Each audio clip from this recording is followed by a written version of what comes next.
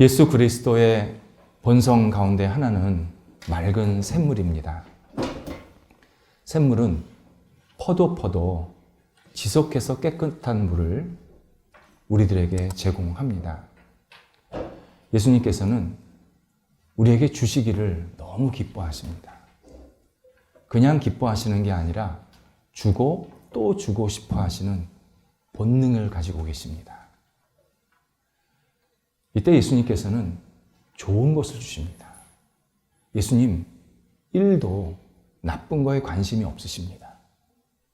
우리에게 최고의 것, 선한 것, 복된 것을 늘 채워주십니다.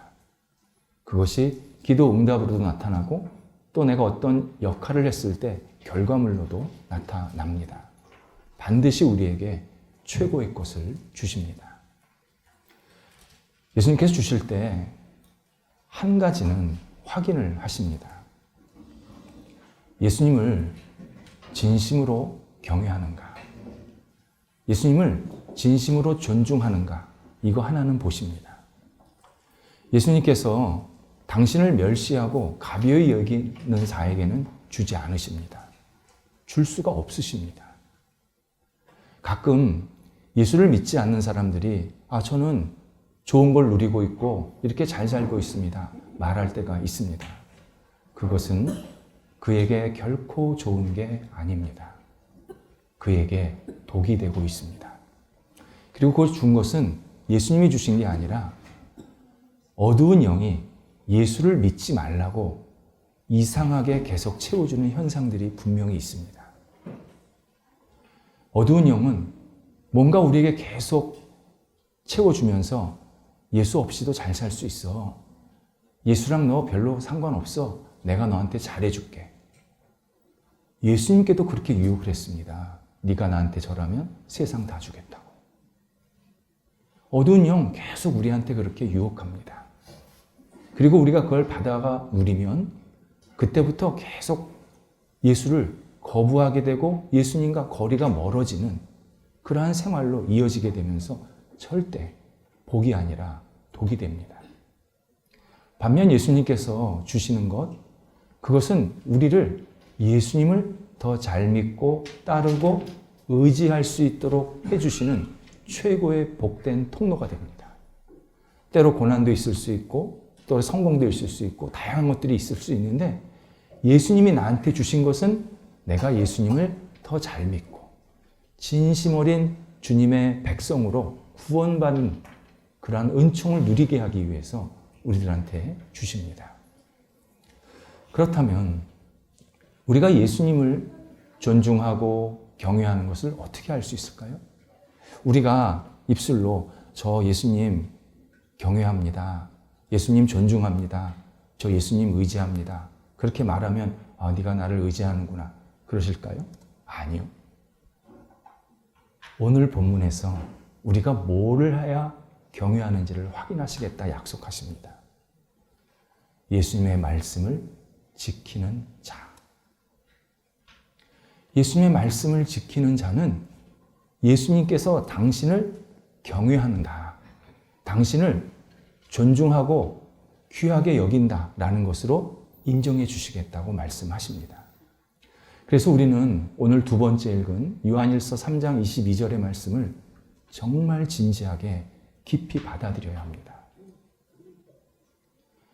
누구든지 구하면 그에게서 받나니, 그 예수 그리스도 하나님에게서 받나니, 이 문장에서 오늘 본문에서 제일 중요한 단어가 이는입니다. 이는. 왜냐하면 이라는 뜻입니다. 우리가 예수님께 받는 것이 있다. 무엇이든지 좋은 것을 받는다. 왜냐하면 예수님의 말씀을 지키기 때문이고 예수님 앞에서 기뻐하는 일을 행했기 때문이다. 말씀하십니다.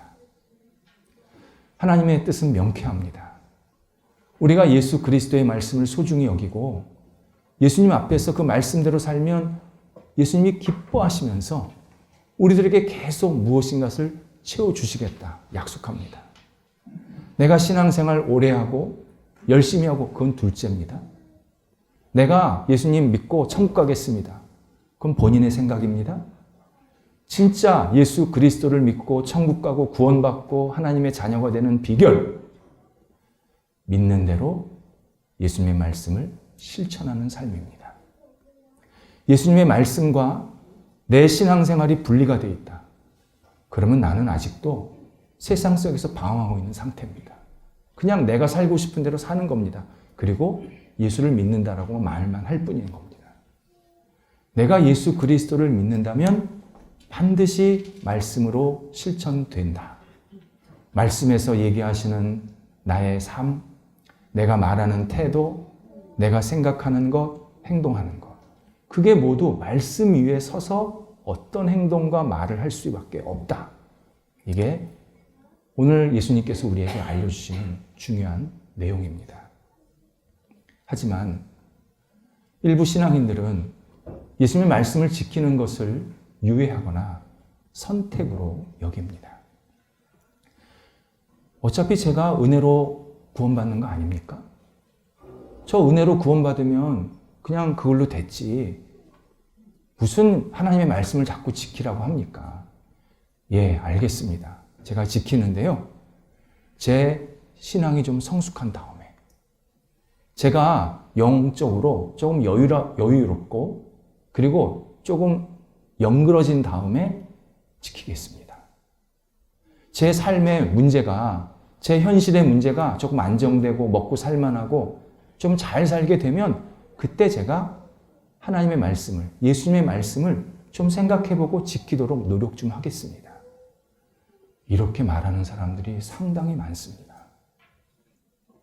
만약 예수 그리스도의 말씀을 처음서부터 소중히 여기고 지키지 않으면 그는 은혜의 이름으로 예수 그리스도의 거룩하심, 의로우심, 그리고 예수님의 뜻을 거역하고 있는 매우 잘못된 신앙생활을 하고 있는 모습입니다. 내가 예수님의 말씀에 불순종하면 세상적인 가치, 세상적인 신념, 세상적인 행동을 아무런 여과 없이 그냥 쑥 다 받아들이는 겁니다. 예수님 말씀에는요, 세상에서 내가 어떻게 살아야 되고 어떻게 말하고 어떻게 행동해야 되는지 정확하게 분별할 수 있는 놀라운 능력이 있습니다. 지혜가 있습니다. 근데 이 말씀을 무시하고 덮어놓고 살면 내가 세상에 살면서 이것도 하고 저것도 하는데 이게 옳은지 그른지 전혀 판단이 안 됩니다. 내 생활이 혼란스러워집니다. 그러니까 세상에 살면서 이게 하나님의 사람인지 세상의 자녀인지 전혀 구분이 안 되는 겁니다. 예수님 말씀을 따르지 않으면 그런 결과가 생깁니다. 나아가서 예수님 말씀에 불순종하면 우리는 내 잘못된 신앙을 자꾸 스스로 위로하려고 합니다.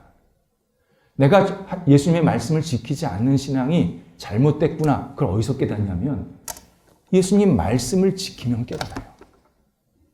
예수님 말씀을 계속 지키다 보면 내가 뭔가 좀 잘못 살고 있다. 뭔가 문제가 있다. 자꾸 깨닫게 되어서 수정이 되는데 예수님 말씀에 불순종을 하면 예수님이 나 사랑하시니까 내가 예수님 말씀 지키지 못하는 거 이해하실 거야. 그냥 좀 기다려 주실 거야. 자기의 잘못된 신앙을 자꾸 덮어요. 합리화합니다. 그래서 신앙생활이 자꾸 망가집니다. 신앙생활이 겉돌고 신앙생활이 형식적이고 신앙생활이 오래 하면 할수록 내가 자꾸 습관화되는 이유가 뭐냐? 말씀을 지키지 못해서 생긴 결과입니다. 내가 예수 그리스도를 진심으로 믿고 따르면 당연히 말씀 지키는 생활은 자연스럽게 이어지게 됩니다. 특히 예수님의 말씀을 지키는 생활은 예수님을 사랑하는 것과 비례합니다. 예수님을 사랑하는 사람, 말씀을 소중히 여깁니다. 말씀을 잘 지키는 사람, 예수님을 더 깊이 사랑하게 됩니다. 그래서 오늘 본문에서 예수님께서 아주 중요한 전제를 말씀하시는 겁니다. 너희가 나를 사랑하며. 당연히 내 말씀을 지킬 수밖에 없다. 우리에게 말씀해 주십니다. 그렇다면 우리가 제일 먼저 질문해야 될 게 있습니다. 나는 예수님을 사랑하고 있는가? 이 질문이 결국 우리 신앙생활의 모든 방향을 결정하는 핵심 내용입니다. 그리고 이 질문에 대해서 진지하게 대답할 수 있는 사람은 나밖에 없습니다. 나는 나를 그리고 세상을 사랑하면서 예수님을 이용하고 있지는 않은가? 아니면 나는 진짜 예수님을 사랑한다. 내가 부족하지만 나 예수님 사랑한다. 그래서 나는 예수님의 도구가 되고 싶다. 예수님께 쓰시는 귀한 통로가 되고 싶다. 나 그런 마음 간절하다. 이 둘 중에 내가 지금 무엇을 고백하고 있는지를 스스로 답을 해야 합니다. 자주 해야 합니다. 봉사를 많이 하면 할수록 해야 합니다. 신앙생활 오래 할수록 해야 합니다. 신앙생활 이제 막 시작했어도 이 질문부터 나한테 던져야 합니다. 나는 지금 예수님을 사랑하고 있는 건가? 만약 전자로 대답을 하고 있다면 빨리 그 신앙 접어야 합니다. 그런 신앙 계속 가면요, 열매 없습니다. 형식적인 신앙으로 나를 괴롭힙니다. 그리고 나 스스로에게 면죄부를 줍니다. 절대 온전한 신앙이 될 수가 없습니다. 반대로 후자의 내가 저는 그렇게 고백합니다 라고 하면 그분은 자연스럽게 하나님의 말씀에 따라서 살고 싶은 간절함을 갖게 만드십니다. 그렇다면 우리가 하나님을 그리고 예수 그리스도를 어떻게 사랑할 수 있을까? 이게 또 중요한 문제입니다. 내가 배가 고픕니다. 배불러야지. 아무리 100번, 1000번 외쳐도 배부르지 않습니다. 밥을 직접 씹어서 먹어야 합니다. 그래야 포만감이 생깁니다. 내가 예수님 사랑해야지. 산에 올라가서 100번 외쳐도 절대 사랑 안 생깁니다. 예수님의 사랑 먹어야 합니다. 그래야 사랑이 올라옵니다. 예수님께서 우리가 예수님을 사랑하기 전에 이미 우리를 먼저 사랑해 주셨습니다. 우리 한 사람 한 사람 예수님께서 얼마나 사랑하셔서 이 땅을 살게 하시는지 모릅니다. 우리가 예수를 믿게 된 것, 그 자체가 이미 큰 사랑입니다. 이미 말로 할 수 없는 사랑을 내가 지금 받고서 오늘도 살고 있고 앞으로도 살 수밖에 없는 그러한 존재로 지금 이 땅에서 있게 하신 겁니다. 예수 그리스도 우리를 사랑하신다. 나를 위해서 모든 것을 주신다. 그것도 최선의 것을 주신다. 이 사실, 이 진실을 내가 받아들이면 내 안에 사랑이 촉발됩니다. 예수님의 사랑을 내가 받아들이면 그때부터 내 안에 계속 사랑이 끓어오르면서 사랑이 사랑을 낳습니다. 그래서 내가 주님을 사랑합니다. 내가 부끄럽지만 부족하지만 주님을 더 깊이 사랑하기를 원합니다. 그런 고백으로 계속 나아가게 만들어 주십니다. 예수 그리스도의 사랑, 이 사랑을 내가 받지 않으면 절대 우리는 어떤 사랑도 할 수 없습니다. 예수 그리스도의 사랑은 우리가 생각하는 것보다 너무나도 위대하고 전능하십니다. 한번 생각해 보시기 바랍니다. 내가 아침에 일어나서 저녁에 누울 때까지, 다시 잠자고 그 다음날 아침에 일어날 때까지 얼마나 큰 사랑을 받고 인도함을 받고 있는지 모릅니다. 이걸 모르면 모든 게 다 당연하지만 이걸 깨달으면 막 나를 감격하게 만드십니다. 그래서 내가 주님을 더 사랑하게 되고 주님의 말씀대로 뜻대로 살고 싶은 간절한 소원을 갖게 만드십니다. 물론 예수님의 말씀대로 사는 것 쉽지 않습니다. 우리는 자꾸 말씀을 잃어버리기도 하고요. 말씀대로 산다고 하는데 이 말씀을 오해해가지고 잘못 살 때도 저는 있습니다. 우리가 그런 존재입니다. 그리고 시간 지나고 나니까 이런 말씀을 나한테 주셨는데 내가 이걸 놓쳤네. 그렇게 깜빡깜빡 잊어버릴 때도 많습니다. 그런데 예수님의 말씀을 내가 잘 지키지 못한다고 그만하지 뭐. 그냥 이 정도로 신앙생활하지. 이렇게 생각하는 신앙과 내가 예수님의 말씀을 잘 지키지 못하지만 그래도 나는 예수님 말씀을 지키는 것을 소중히 여겨 내 삶의 우선순위로 여겨 그러면서 계속 말씀에 위에 서려고 하고 접근하려고 하는 모습, 그런 신앙과는 정말 하늘과 땅 차이입니다. 전자는 신앙생활에 희망이 없습니다. 후자는 신앙생활할수록 그의 영혼이 성숙되게 만드십니다. 선진국과 후진국의 차이가 있습니다. 후진국은요, 공공의 권위, 공공의 선에 대해서 굉장히 가볍게 여기는 국민들이 대다수입니다. 공공의 권위를 놓고 잘 안 따릅니다. 개인의 권위, 개인의 권위, 개인의 이익에 대해서는 굉장히 예민합니다. 그래서 어떻게 하면은 예를 들어서 법망을 피해가서 내 걸 찾을까? 어떻게 하면 요 질서를 살짝 비껴가면서 내가 원하는 것을 얻을까? 이런 생각으로 가득 차 있는 사람들이 후진국 사람들입니다. 그런데 선진국 사람들은요, 공공의 권위를 존중해 줍니다. 당연히 힘들죠. 지키기 어렵습니다. 저는 북유럽에 자동차 범칙금을 듣고 깜짝 놀랐습니다. 북유럽에서 운전하다가 법을 위반하면요, 그 사람의 재산에 비례해서 벌금을 낸답니다. 어떤 사람은 1,000만 원도 낸대요. 똑같은 법을 어겼는데. 예를 들어서 과속을 조금 했다. 우리는 뭐 몇만 원이잖아요. 거기도 몇만 원짜리가 있는데 재산이 많은 사람은 1,000만 원을 낸대요. 그런데 낸대요.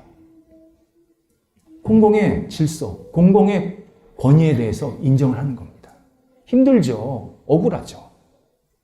그런데 공공의 권위를 지키는 게 내가 잘 되는 것도 있겠지만 여러 사람들이 같이 잘 되는 거다. 이게 사회 질서를 유지하는 중요한 통로다.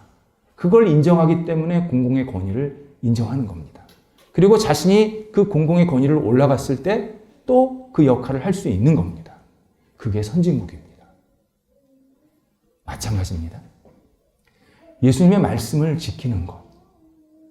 하나님 나라의 성숙한 백성의 태도입니다. 주님의 거룩한 자녀입니다. 예수님 말씀 지키는 거 아무나 하는 거 아닙니다. 지나가는 사람에게 성경책 읽어주면서 이거대로 사시죠. 웃습니다. 예수님 말씀을 소중히 여기고 지킬 수 있는 사람은 하나님 나라의 성숙한 백성들, 하나님을 온전히 의지하면서 신실하게 살려고 하는 성숙한 영혼들, 주님의 자녀들이 바로 하나님의 말씀 따라 살려고 하는 그런 진지함을 갖게 됩니다. 그래서 이미 내가 예수 그리스도의 말씀을 소중히 여기면서 지킨다. 이미 그의 영혼은 한 단계 앞으로 나간 상태입니다. 그리고 예수 그리스도의 말씀을 지키다 보면 여러 가지 복을 주십니다. 그 중에 하나가 말씀을 지키면 그렇게 기뻐하게 만드십니다. 우리 학생들이 공부할 때 제일 중요한 게 뭘까요? 우리 아직 학교 다니시는 분들도 있는데 또 자녀들도 있고 좋은 학원 가야 된다. 좋은 선생님 만나야 된다. 맞습니까? 아니죠. 아니라고 하시는 분은 압니다.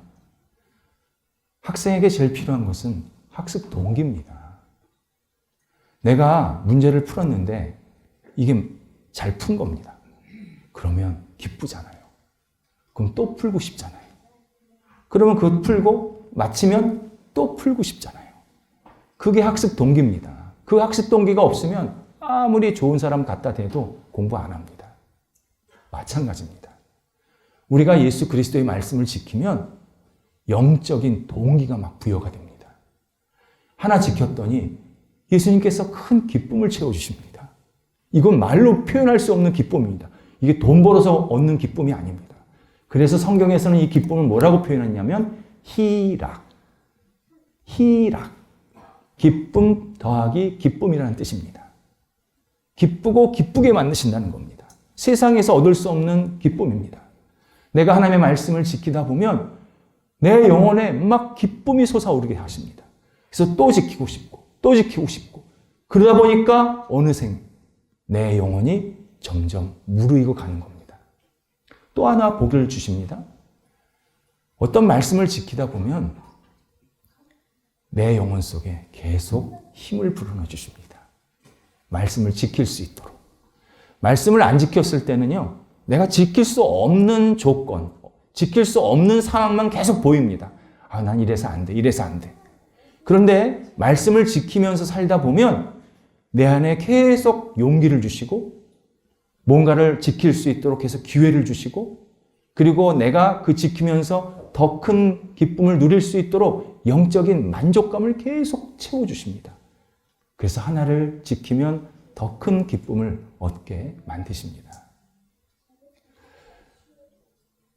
말씀을 지키려고 하면 말씀이 뭔지를 알아야 됩니다. 그래서 말씀을 지키는 사람들은요, 성경을 가까이 하려고 합니다. 읽고 싶어 합니다. 듣고 싶어 합니다. 하나님께서 나에게 어떤 말씀을 하실까? 귀가, 영이 활짝 열려서 듣기를 기뻐합니다. 또 성경을 읽는 것, 음미하는 것을 굉장히 좋아합니다.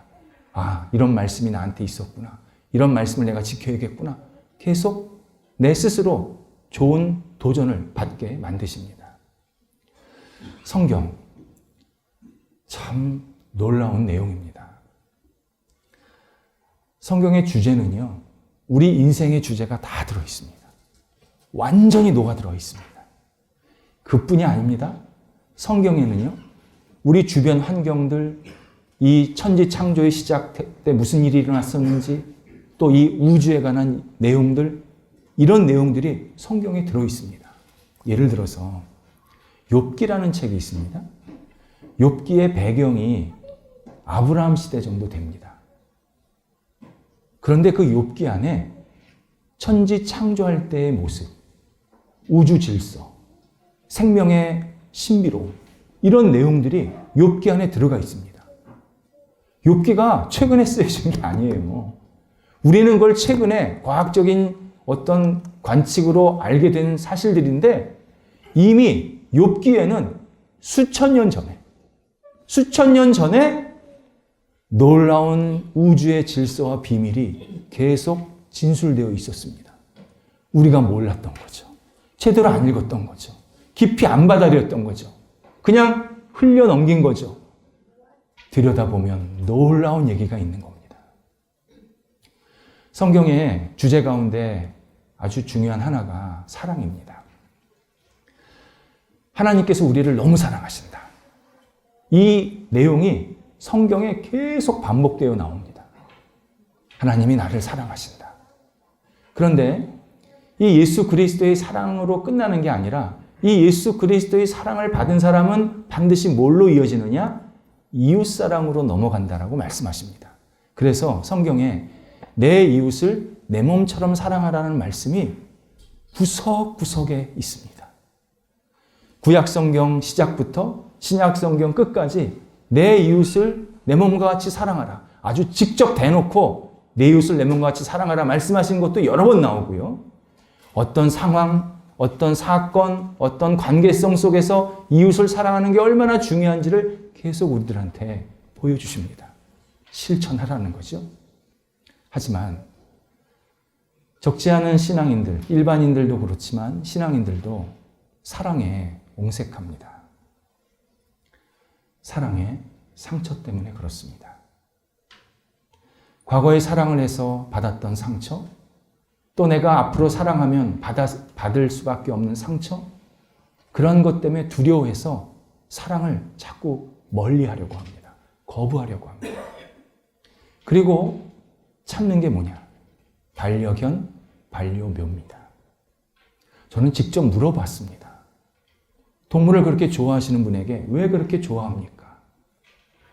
동물은 나에게 배신하지 않습니다. 동물은 내가 사랑을 주면 그냥 다 받아들입니다. 그리고 나한테 좋은 반응을 해줍니다. 이건 사랑이 아니지요. 이건 지독한 이기주의죠. 내가 사랑하니까 너도 나를 사랑해. 그게 무슨 사랑입니까? 하나님의 창조물로서 동물을 소중히 여깁니다. 그럼 박수 보내야죠. 나한테 상처 안 주니까 나는 동물을 사랑합니다. 심각한 병리적 현상입니다. 놀라운 사실은요, 예수님께서 내 이웃을 내 몸처럼 사랑하라 말씀하실 때는 내가 사랑에 상처가 있다 할지라도 더 큰 사랑을 부어주시겠다 약속하시는 겁니다. 내가 사랑 때문에 아파할지라도, 실망했을지라도, 속상한 시간이 있었을지라도 내가 진심으로 내 이웃을, 내 가정을, 내 만남을, 내 관계를 소중히 여기면서 사랑하면 예수님께서 그 상처를 치유하고도 덮고도 남을 만한 엄청난 사랑을 계속 부어주시겠다 약속하시는 겁니다. 우리가 이 약속 믿고 사람 사랑하고 때로 마음 아플 때도 있지만 그를 위해서 기도하고 다시 회복하고 다시 사랑하고 이렇게 우리의 삶을 살아갈 수 있는 용기가 있게 되는 겁니다. 희생도 중요한 성경의 주제입니다. 희생을 대표적으로 보여주신 분이 예수 그리스도입니다. 예수님께서 이 땅에 오신 것, 십자가에 죽으신 것, 희생의 진짜 전체입니다. 예수님 이 땅에 오실 이유 없습니다. 십자가에 죽으실 이유 더더욱이 없습니다. 예수님은요, 당신 스스로가 완전하신, 충분하신 존재입니다. 여기 와서 누구한테 매맞고 핍박받고 할 이유가 하나도 없습니다. 그런데 이 땅에 내려오셔서 고난받고 고통받고 십자가에 못 박혀 죽으신 이유 딱 하나입니다. 우리 구원하시기 위해서, 우리의 죄를 용서해 주시기 위해서, 우리를 살리시기 위해서 그거 하신 겁니다. 예수님의 희생이 있었기 때문에 우리가 구원받고 죄의 용서를 받을 수 있습니다. 성경에서 많은 사람들에게 존경과 칭찬받고 그리고 하나님께 인정받는 사람의 공통점이 뭐냐? 다 희생의 사람입니다. 예수님 이전에도 하나님을 믿었던 사람들은 하나님을 보면서 하나님이 나를 위해서 희생하시는 분이구나, 그걸 깨닫고 희생을 합니다. 예수님 이후에도 마찬가지였습니다. 예를 들어서 아브라함이요, 하나님께서 지시할 땅으로 가라 라고 말씀하실 때 그대로 움직입니다. 특정 지역을 알려주신 게 아닙니다. 움직이라는 겁니다. 그리고 잠시 거주하면 또 움직이라. 아브라함 자기 목숨 내놓는 이동이었습니다. 지금처럼 자동차가 있는 것도 아니고 남의 마을 들어가서 잘 살 수 있는 상황도 아닙니다. 지금이야 이사가 자유롭죠. 그때 당시 이사 내 목숨 내놓는 겁니다. 그런데 하나님의 말씀을 따라서 계속 희생한 겁니다. 자기는 몰랐죠. 그런데 놀랍게도요, 아브라함이 밟았던 그 땅, 그리고 아브라함이 세웠던 자기 가정이 지금의 이스라엘 땅이 되었고 이스라엘 민족이 되었습니다. 그러니까 이스라엘 민족은 아브라함의 희생 때문에 생긴 위대한 민족인 겁니다. 우리는 아브라함을 믿음의 조상으로 여깁니다. 그래서 우리는 아브라함처럼 이렇게 살면 되겠구나. 우리에게 아브라함의 그 본을 갖게 하셨습니다. 아브라함이 희생을 했기 때문에 우리가 어떻게 살아야겠다, 어떤 믿음을 가져야겠다 깨우치게 만드셨습니다. 그 이후에도 마찬가지입니다. 성경을 벗어나서 우리 신앙의 선조들이 가장 많이 했던 게 희생입니다. 예수님 믿는 신앙 예루살렘에서 시작이 됐습니다. 근데 지구상의 동쪽 끝 대한민국에 예수님 믿는 신앙이 왔습니다. 어떻게 왔을까요? 희생의 전달자들이 있었던 겁니다. 목숨 걸고 이걸 가지고 내가 복음을 전해야겠다. 희생한 사람들이 있었기 때문에 우리가 지금 예수를 믿고 있게 되었습니다. 나 자신을 위해서 희생한다? 내 가족을 위해서 희생한다? 그건 엄밀히 말해서 희생이 아닙니다. 그냥 내 역할을 하는 것뿐입니다. 그리고 나와 내 가정을 위해서 희생하는 것으로 끝나면요, 딱 열매가 그 정도입니다. 어떨 때는 열매도 없습니다. 그런데 희생의 본질은 뭐냐? 누군가, 그게 내가 알던 모르던 관계없습니다. 누군가 세워지고 구원받는 일에 내 정성, 내 물질, 내 시간을 적극적으로 드리는 것. 그게 희생입니다. 그러면 놀라운 결실이 맺힙니다. 내 가족, 나만을 위해서 하는 것, 그건 내 역할을 하는 거고, 누군가, 내가 알던 모르던 누군가가 예수를 잘 믿게 되고, 누군가가 영적으로 세워지고, 누군가 다시 삶이 회복이 됐다. 근데 그것을 위해서 내가 여러 가지들을 기여했다. 그 사람은 자기도 살고 그 주변 사람들도 살리는 놀라운 희생의 삶을 살게 만드십니다.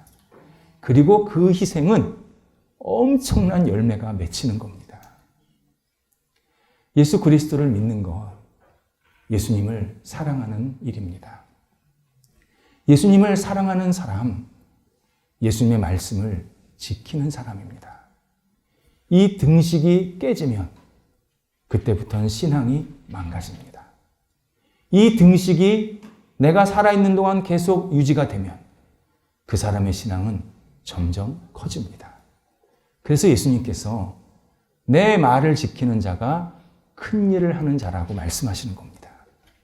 큰 일을 하는 것, 지난주에 기도하는 것이라고 말씀드렸고, 두 번째 큰 일이 주님의 말씀을 지키는 일이라고 우리에게 따뜻하게 격려하시고 위로하시면서 말씀해 주십니다.